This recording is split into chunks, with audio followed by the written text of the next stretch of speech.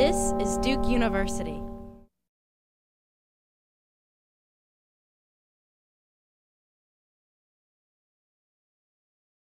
Good afternoon and welcome to this week's installment of Surprise Endings. I'm Matthew Hamilton and I'm here with Professor Dan Ariely and Professor Rachel Seidman, who is filling in for Professor Davidson this week. Today we will be discussing the topic of gender and success. Before beginning, Professor Seidman, can you just introduce yourself to the class and share a little bit about your Who Needs Feminism campaign? Hi, I'm Rachel Seidman. I am a U.S. women's historian by training, and I teach a couple courses here at Duke. One is the Baldwin Scholars Senior Seminar on Women in the Professions, and one is called Women in the Public Sphere, History, Theory, and Practice. And that's the class out of which last year Who Needs Feminism launched. So every year I tell my students that they have to design their own final project. And the parameters are that they have to choose a topic about which they're passionate. They have to design a project in which they will all work together. And they have to commit to it so that if it goes beyond the end of the semester, they will see it through. And so last year, I don't know if you remember, but in the spring, it was a very difficult time, both here on campus and around the country. We were dealing with the issues about sexual assault on campus. You had Sandra Fluke being thrashed by Rush Limbaugh for standing up for birth control being covered by health insurance. We were running up to the presidential elections. The students were having a lot of great conversations in class, but when they tried to talk to their peers outside of class, they were infuriated by the way many students would not engage with them. They would basically tell them, oh, you're just a man-hating feminist, you should shut up and go away. And so what they decided they needed to do was a PR campaign for feminism. And this is where I don't know how many of you saw it, but they recruited students from around campus of all different backgrounds and races, and athletes and ballet dancers and all different sorts of people who wrote on a whiteboard, I need feminism because, and then they filled that in. And as some of you know, I think they put those up around campus as posters, but they also put them on Facebook kind of as an afterthought. But that Facebook page exploded, and it has gone completely viral around the world. Now people all over the world are doing Who Needs Feminism photo shoots. There was a photo shoot in Islamabad, Pakistan, a couple days ago that 60 people showed up at. A couple weeks ago at Oxford University in England, 800 people showed up for the photo shoot. So these photos come in to us from all around the world in all different languages. And now what we're trying to do is start to make sense of what we've learned from all of this. Let's begin by talking about a topic that many students felt very passionate about this week, and that is culture right here at Duke University. A recent study said that 70% of women leave Duke feeling less confident they did when they arrived Duke. To the professors, why is that the case, and what needs to change here at Duke? Well, I actually think that probably you students are more prepared to answer that question than I am in terms of why women leave feeling less confident than when they come in. I also, as I understand it, there's been some debate over that study and what that actually meant. But, I think there's a piece of it that is probably true for everybody everywhere. When you come to college, you were a big fish in a small pond in many cases, and then you arrive at a place like Duke and you suddenly confront a very different scenario. So everyone faces that kind of thing to some degree. But I think what people have pointed out is that for many women, one big part of their value at Duke often has to do with their physicality, their sexuality, their popularity, and the degree to which they match things that are seen as the norm or what is valued here. And some women really struggle with that over time. And there's been some discussion over how much of this has to do with their academic experience versus their social experiences. I think for the most part, people have been talking about it in terms of their social experiences and the difficult nature of that people come across. So I would say that all students should feel less comfortable and confident when they leave. We have kind of a research project on what we call the feeling of knowing. You know, you come out of an introduction to whatever class, and you finish the book, and you feel like you know something. And then you take the next class out of it, and you realize you've only learned very little, and in fact there's tremendous gaps in your understanding. So I think it's not just high school versus college. I think it's introductory class versus less classes. In fact, I think that grad school is all about making you feel like you know less and less, because every time you learn something, you say, I learned one fact, there's 7 things we don't know. Like the feeling of lack of knowledge. I think every year I feel I understand the world less than I did last year. And it's not that the world is becoming worse, it's my realization of how little I know. So from that perspective, you know, you could say that maybe women are much more realistic than men. And I don't know about Duke, but I remember I was at MIT for many years, and lots of students fail. That's kind of the motto of the school, is to take freshmen, get them to fail something, and then kind of, like the Marines. So failing is a big part of student life, especially as freshmen. And it was amazing how many women would come up for office hours to ask for advice, and how many men did not ask for advice. I always thought it was connected to like driving, right? Who drives and asks for advice, and who not. And I think from that perspective, you can think about overconfidence as one element, and realistic understanding of another. And this is, by the way, one of the big issues with interpreting studies of this nature.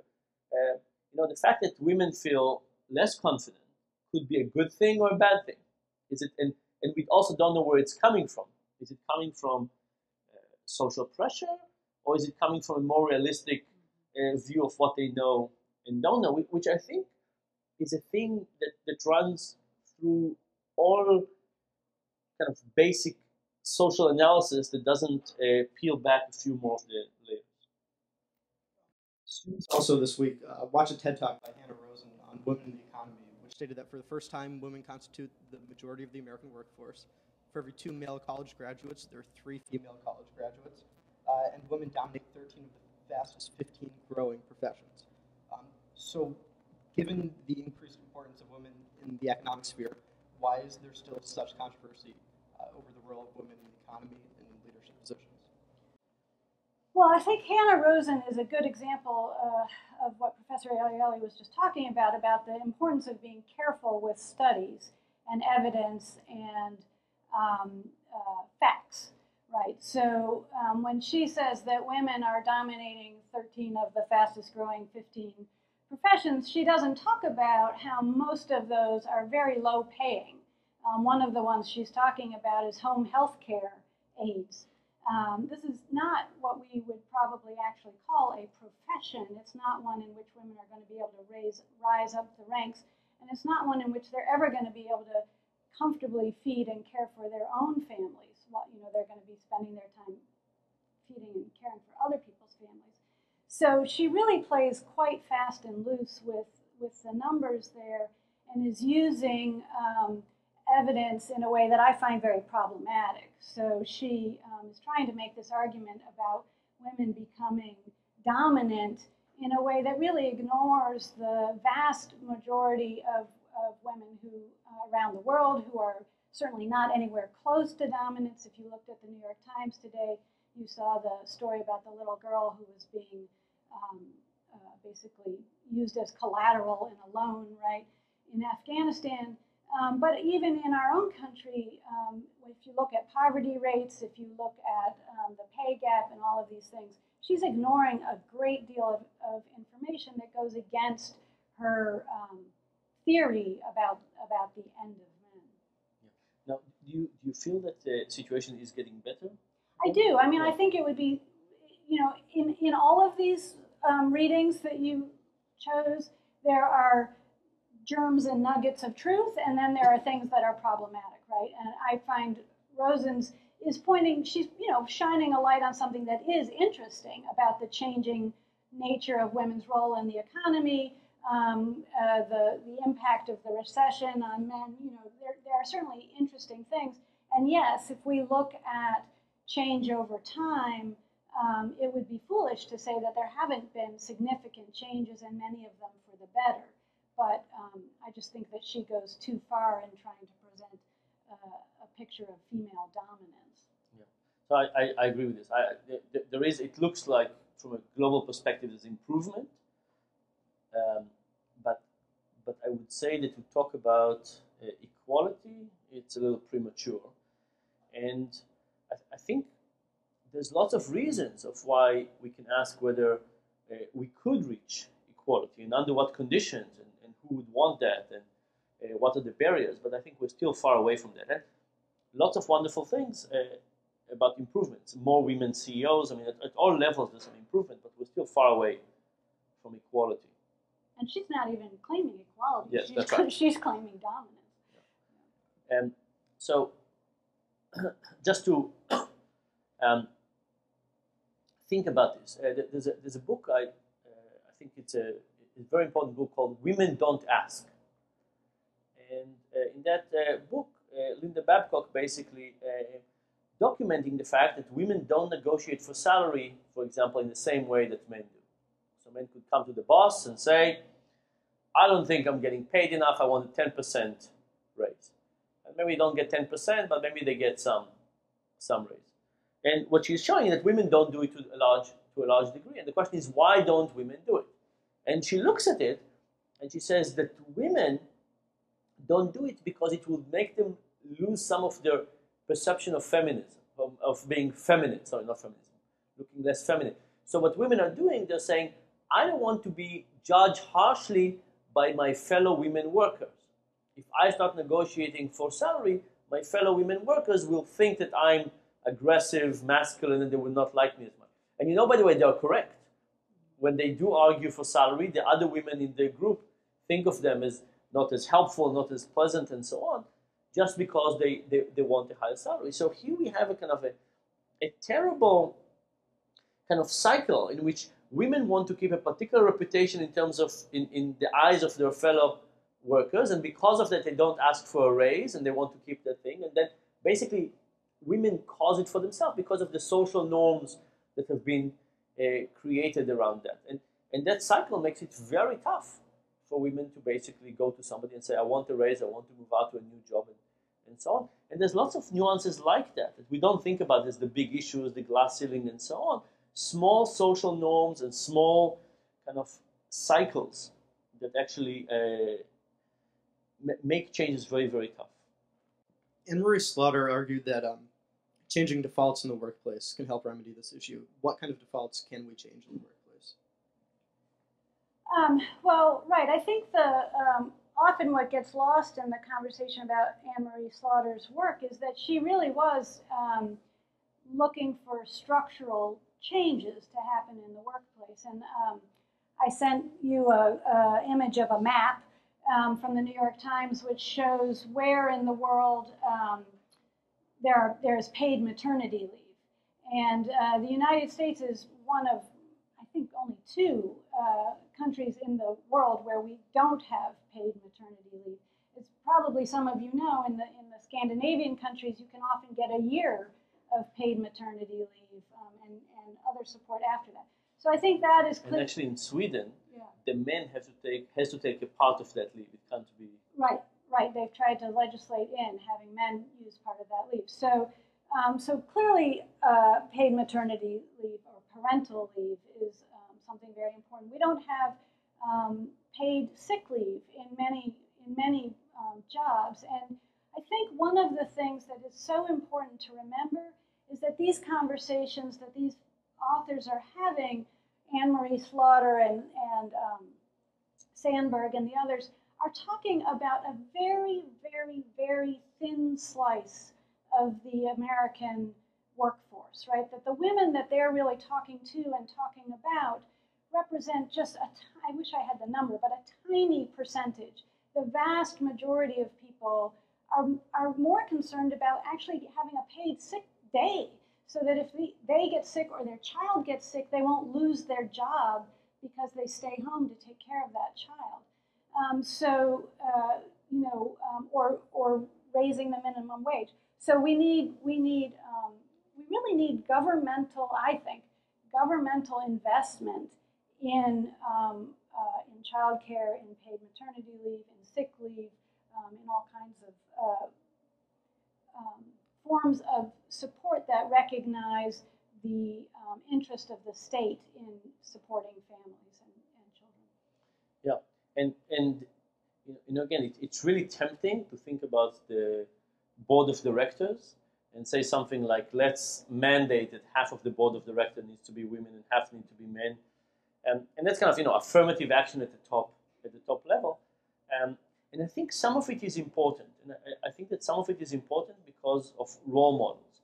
If you think about people thinking about what can I achieve, and if they see role models that have achieved greatness from their own gender, ethnicity, and so on, there's a bigger chance that they would do it. So I think for a short time, some high-level affirmative action would actually be useful in terms of creating role models. But long-term, it's about the viability of everyday life from this perspective, and not about that level. The people who are really doing well, we should worry less about inequality, and we should think about the people who are having a real struggle. And here, there's actually a very interesting and I think ideological change in terms of how do we think about the differences between the genders. So think about the university environment. People get a BA, an MA, a PhD, a postdoc, and then they get a faculty position. So let's say it's early 30s, people get a faculty position. And let's say it takes 7 years to get tenure. And the pressure of early days academic work. By the way, always people told me that the early days are pressure and then it goes away. It doesn't go away, it just stays the same. But initially you don't realize it. You think it will go away. By the time people get to a tenure decision, it's kind of late 30s, maybe 40s. Not a good time if you think a biological clock. Now, there's really not much we can do about the biological clock. And if you look at the probability, for example, of having kids with Down syndrome and all kinds of other challenges, it grows up dramatically with age. I mean, it's a cost for society. So imagine we were in university and we understood that men and women have different biological clocks. Do we want to create a different tenure clock for men and women? Now, it feels quite offensive and very unequal to say that. But imagine, for example, that we say, men, okay, given the time you graduate, there's no particular hurry, take 7 years. Women, we're going to make a decision about you after 3 years. Now, there's something incredibly unfair about it. If you make decisions with less data, you sometimes might not give tenure to women who should get it. Sometimes you might not give it to people who give it to people who shouldn't, or don't give it to people who should. You could make all kinds of mistakes. But as a social mechanism, you've basically decoupled tenure from the biological clock. And I think it's an interesting question of whether we're willing to take such mechanisms. I think not recognizing the lack of fit between the tenure clock and the biological clock it's a shame for women. I mean, we're really kind of just not taking care of people and making it really tough for women to have a family life. If you don't want it, that's fine. Then there's no issue. But to the extent that you want to, it's really a mismatch. But I think that when people look at proposals like that, you make it more extreme that you're treating men and women differently because of that, and some people are really opposed to it on an ideological basis. I think it's the kind of mechanism we need to do. We need to recognize the differences and try to use mechanisms to optimize for each gender separately when these differences are real, like in this case. But don't you think it would make more sense to separate it between parents and not parents? So, I mean, if it's assuming, because it's not the actual birthing of the child that Right. really impedes your progress toward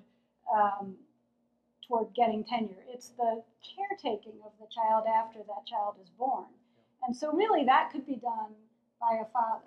So in fact, I think that proposal might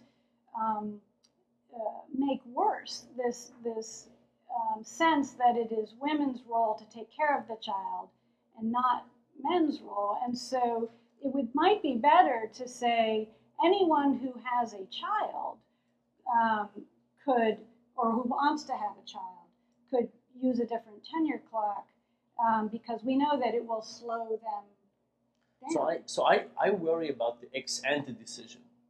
I worry the decision beforehand. Mm-hmm. So I worry about women saying, I'm 35, I just got my first job, I'm not going to think about kids for another 5 years. Mm-hmm. So, and it's true that once you have kids, we can think about differently about the cost, like they're doing in Sweden. Mm-hmm. But the question is delay. Mm-hmm. And I think the delay, the moment women, and I, at least, casually talking to women, it seems like it's a big deal. The moment women decide to delay because they don't want to do it because of tenure, now you've created the cost for them and their families and for society. Mm-hmm. Now, we could decide, with all this thing of a PhD and a postdoc and so on, life has become, let's just cut tenure clock for everybody. That's also a possibility. But with that being more difficult, I think that would be the next step. But I don't want to pretend. I think it's a wonderful solution. I mean, it has like many solutions. It avoids some problems. It might actually make other things more complex. But I don't want this feeling of need to delay because of that situation. So if we thought about defaults and so on and changing the environment, that seems to me one that we can force externally rather than wait for the couple to decide how to allocate their burden. Sheryl Sandberg argues that defaults aren't the problem, but rather an ambition gap and a failure of women to, quote, lean in. How do you respond to Sandberg's claim and evaluate that in comparison to Anne-Marie Slaughter's claim? I really wanted to hate Sheryl Sandberg's book. And before her book came out, I was really angry about what I was reading in advance. So I think actually there was a lot of publicity before her book came out, a big review by Jodi Kantor in the New York Times, in which she got she was saying stuff like, I always thought I would lead a social movement, and this idea that this kind of lean-in thing was going to solve all the problems. I was very, very angry because I did see a lot of problems with this kind of idea that all women need to do is step up, and and that she was ignoring all of these structural problems that stand in the way. I have now read the book, and it's much better than I was expecting, and she's very cognizant of all of the problems that people like me are going to have with her argument. Again, I think there's a germ of truth here. I mean, I think we do have a lot of evidence that women do hesitate in many situations. We struggle. I think some men do too, but women struggle with sort of imposter syndrome, and we worry about sacrificing our femininity if we're not liked by people. So I think she has a lot of good points.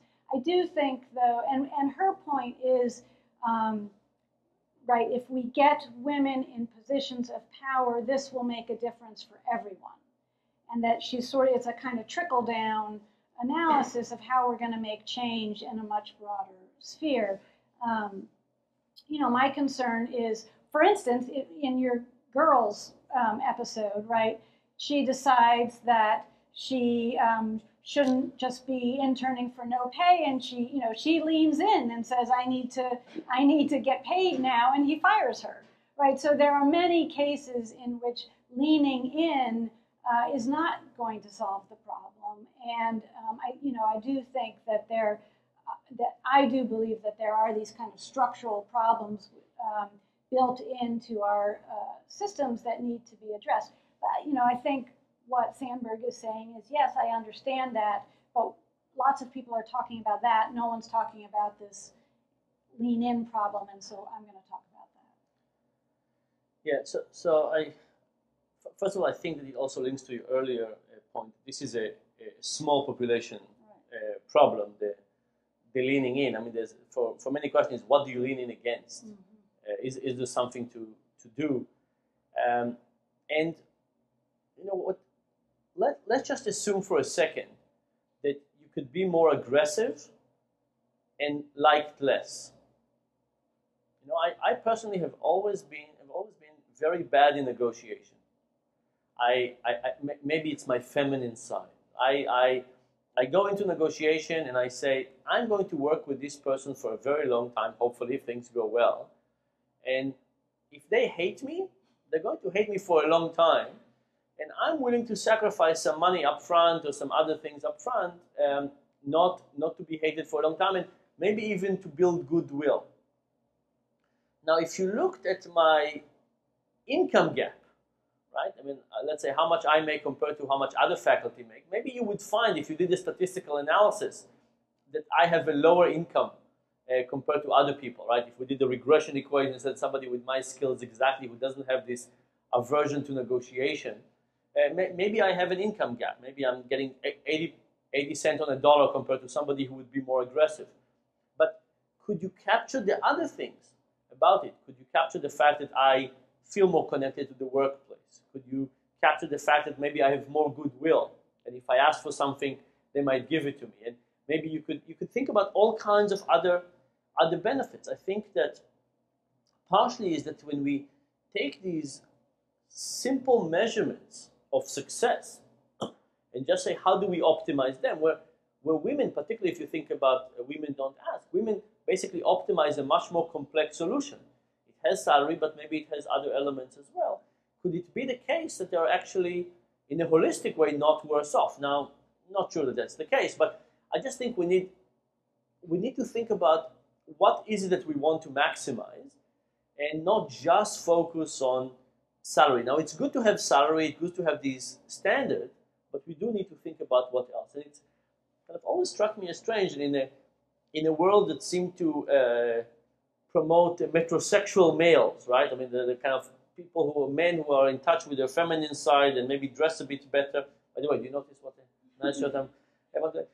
You know, in a world that seems to want men to get in touch with their feminine side and be a bit more understanding and so on, do we want women to do it much less? I think that's part one. The other thing, though, is this issue about competition. So Muriel has these set of papers together with Uri Gnisi and Aldo Rotticini and some others that look at, in one paper they look at Stanford computer science undergrads. Right? If you thought about women that compete, that's a good group to think about women who would compete in general, right? High achiever, computer science and so on. And they gave them some math exercises until they knew how good they are in this particular math things. And then they said, why don't you choose? You could get paid in one of two ways.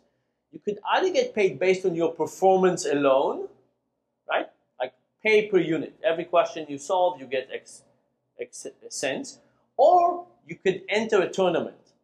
What does it mean, enter a tournament? You will enter a tournament with other people, which will be a mixed gender, some men, some women. And if you win, you'll get a ton of money. But if you don't win, you get nothing. So now think about this question. Under what conditions should you get paid by your own performance, and under what conditions should you enter a tournament? Well, you should enter a tournament when you think you have a chance to being the best.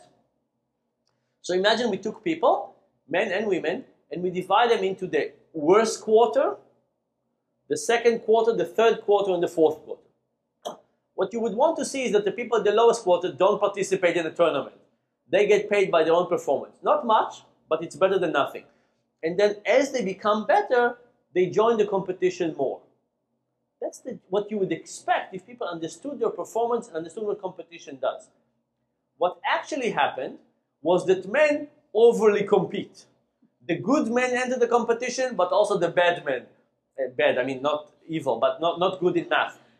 Basically, the participation rate for men in competition were way too high, which suggests that even the men who couldn't do math very well basically enjoyed the competition and they lost money because of it. And women did not enter the competition enough. Even the good women, the women who were not that good shouldn't have entered the competition and didn't, but the women who were really good in math did not enter the competition enough. So what this tells us is that there's another preference here, which is the preference for competition. And you can ask yourself, how much do you enjoy competition? Do you enjoy it a lot? Don't enjoy it as much. Do you like competitive sport? Don't enjoy it as much. Being a CEO in the US is a competitive sport. Probably it's a competitive sport worse than, I don't know, what's the most violent kind of game? Probably like water polo, right? Because you can kick under the water and nobody sees and there's lots of elbowing and so on. Corporate America is probably closer to water polo than to any other sports in terms of elbowing and so on. Do you enjoy this game? Maybe there's a gender gap there as well. By the way, all of this is just to say that we're dealing with a very complex situation. Men and women are different in all kinds of things. We're different in our biology, we're different in our time clock, we're different in our preferences. Not everybody, but there's general differences, and we need to think about the global picture and not just about one simple solution and how we optimize for, I don't know, equality in the boardroom, something that's simple. Students also had mixed reactions to the pilot episode of the television show Girls. What should we make of that TV show, but also the way media portrays women in our culture? And what are the ramifications of the way media portrays women? So why were people upset? There were mixed reactions over whether the show belittles and demeans women or whether it's the next part of the feminist movement. So what do you think? Does it diminish, demean women? No, I don't think it demeans and belittles women. I think it's a very, and I've only seen that pilot, so I'm speaking from relative ignorance. I've read some about Lena Dunham. I think that what is interesting to me about it is the conversation it is having with media and culture about the way media and culture portrays women. So she's very self-conscious about that and about her role in that and about this TV show in relation to that. So, for instance, that the sex scene in that pilot is fascinating because it's clearly in conversation with pornography, and that it is it's very awkwardness and sort of realistic. She can't get her tights off, and it's so natural in that way. Puts in stark contrast the sort of highly produced type of pornography where you never see, and so, and obviously her willingness to expose her body, which is nowhere near what, a Victoria's Secret model looks like. All of that is very purposeful, and she is commenting on who has the right to experience sexual relations, who has the right to be behind the director, behind the camera when that is being done, who has the right to write that script, and what to. So I think it's very interesting in that kind of way. I don't think I am enough of a cultural critic to, make a real decision about this show. But I think it's interesting in that conversation she's wanting to have with TV and media about women. So for me, it very much I think similar. I thought of this as a better version of Sex in the City. So it looked to me that Sex in the City was a lot about will this guy like me and what kind of Jimmy Choo shoes I have, and what is the way the scarf fits with something else, and that seemed to me much more playing into stereotypes of women, and I don't necessarily think helpful stereotypes. And this show, I think, makes some differences clear, and we have to admit it. But I think it makes similarities between the genders seem much more natural.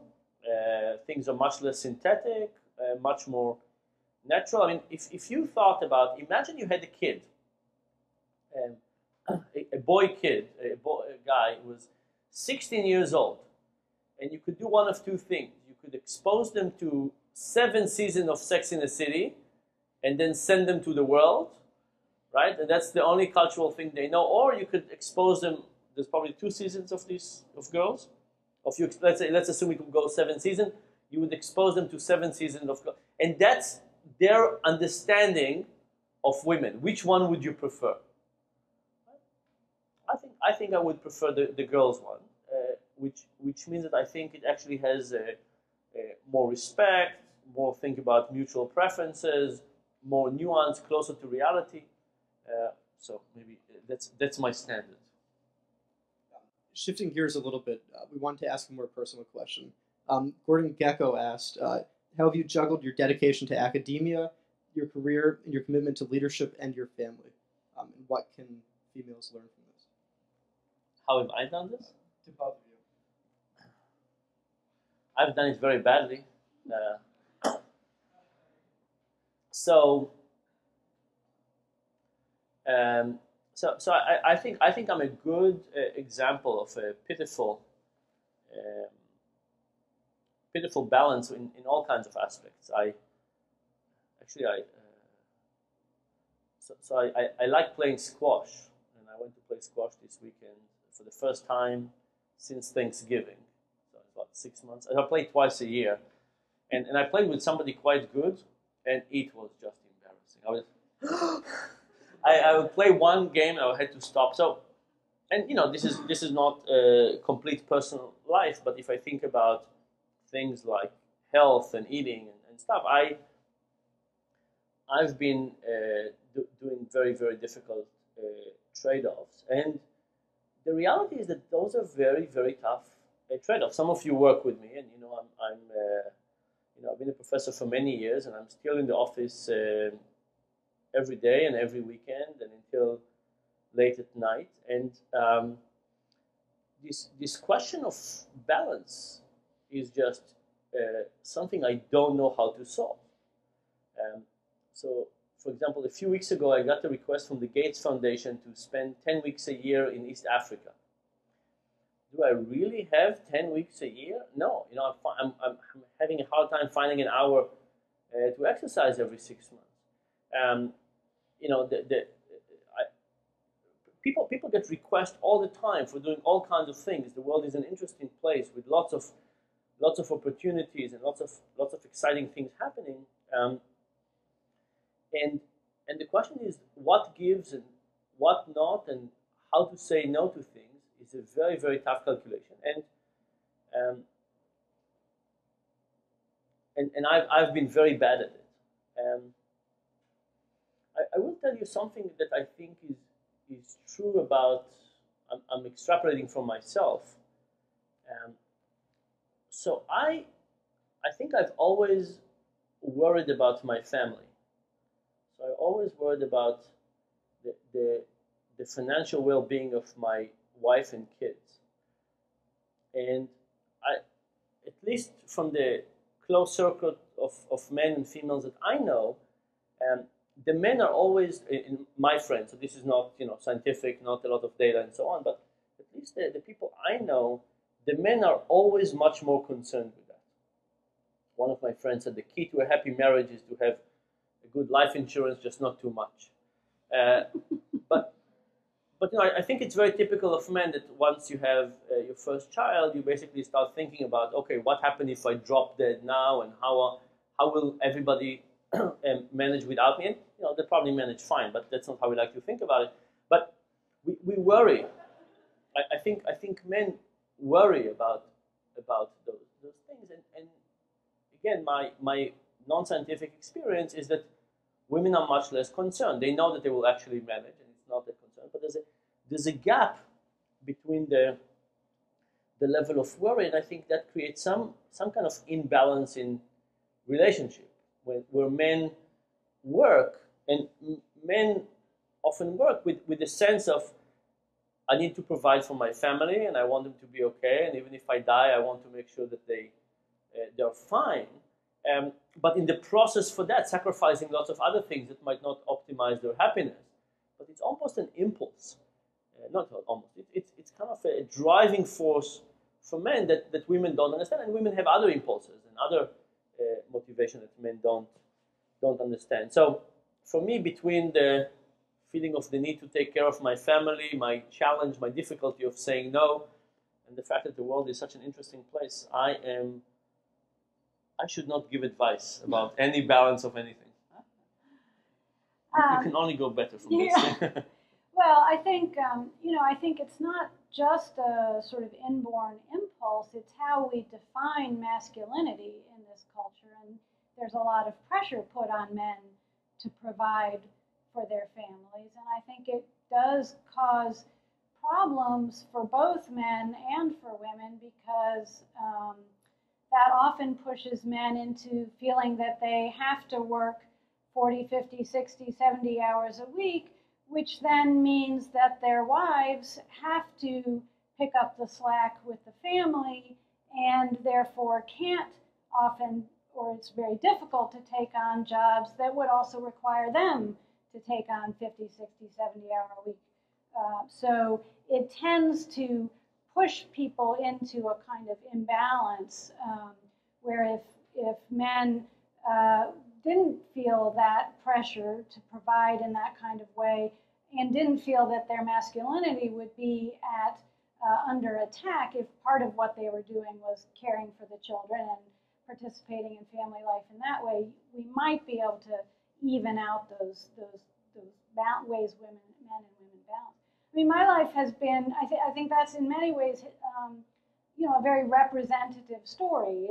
It's a classic story in many ways, and mine in some ways is a classic story of late 20th, 21st century women of my class and status. So I have done very, very well by many counts, but my career has been very affected and in some ways negatively by having children and by when I remember when I told my brother that I was pregnant with my first child, he was like, "What? Wait, I thought you were going to wait until you got tenure." And I was like, "I don't even have a tenure track job. If I wait until I have tenure, that's like 10 years at least from now."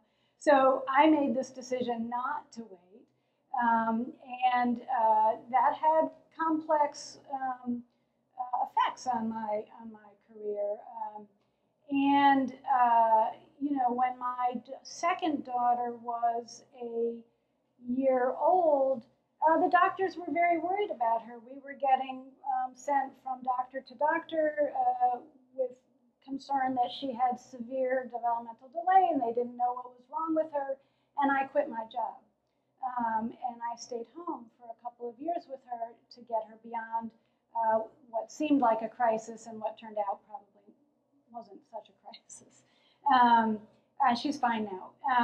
But that had a significant impact on my career. And it was never really, there was never any question really that it would be me who would stay home with that child rather than my husband. So, I'm very happy with where I have ended up, but it's not where I imagined I would end up when I went to graduate school. And I think it's very shaped by parenting and my relationship with my husband and gender and all of these kinds of things. I think Kathy's comments that she wrote to you were really beautiful in many ways, and that that year or two that I spent with my daughter at home, yes, some people would consider that a sacrifice. I considered it an amazing opportunity to be with that child, and that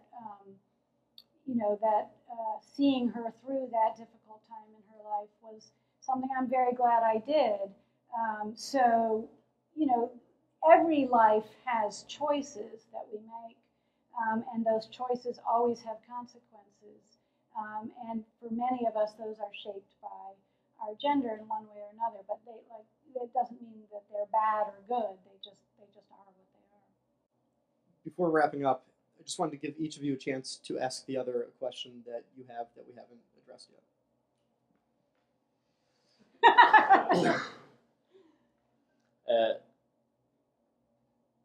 So if you think about the gender gap and you think about different levels of education, let's just assume elementary school, middle school, high school, college, grad school, professional life.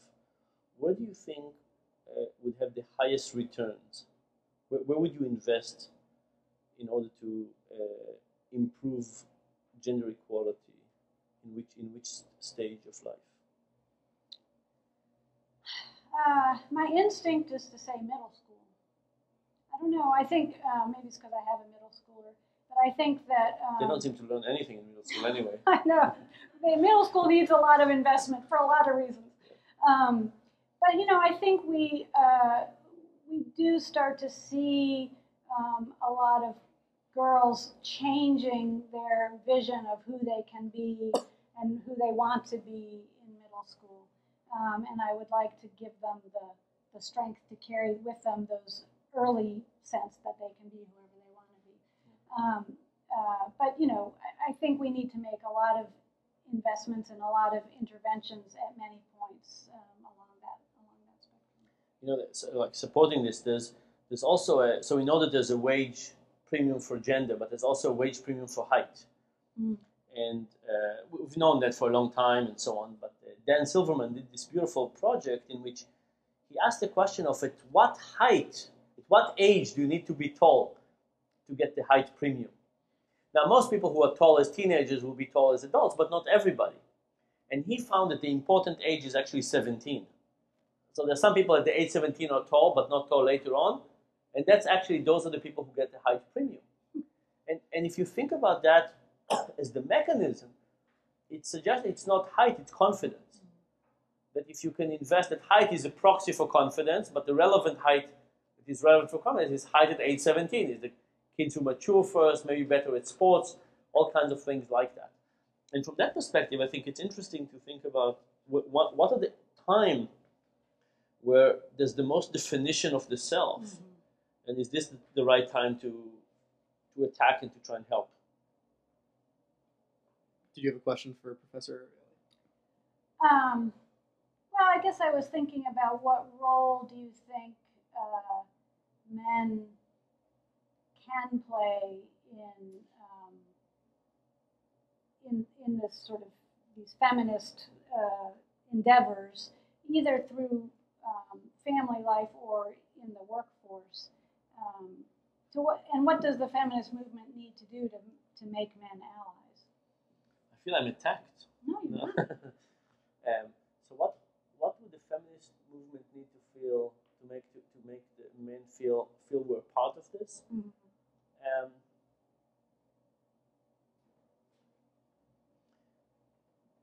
So I think there is a tone, not for every feminist movement, but there is a tone of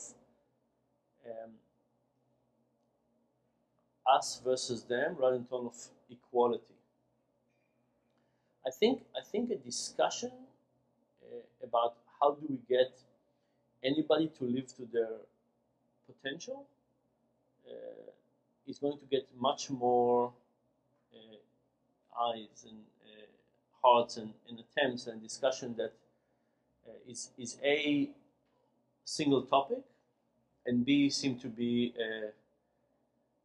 kind of attacking in nature. And it's not always, but I think there's a sense sometimes the discussion is in that case. I think if the discussion were framed in how do we get people to live to their potential, regardless of anything, this is not something that anybody could object to. And the other thing that strikes me from time to time is that so I believe in equality in almost every aspect, but it strikes me that there's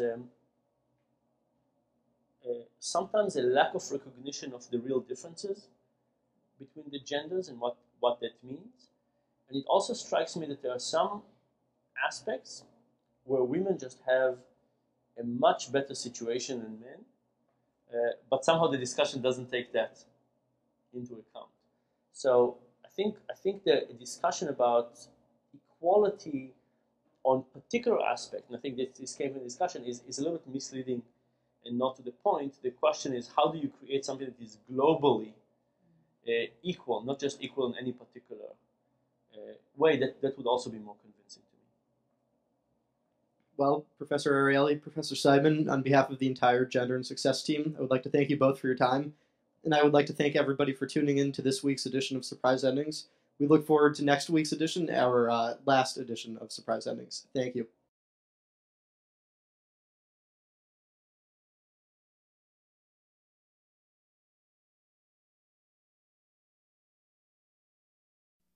Produced by Duke University. Online at duke.edu.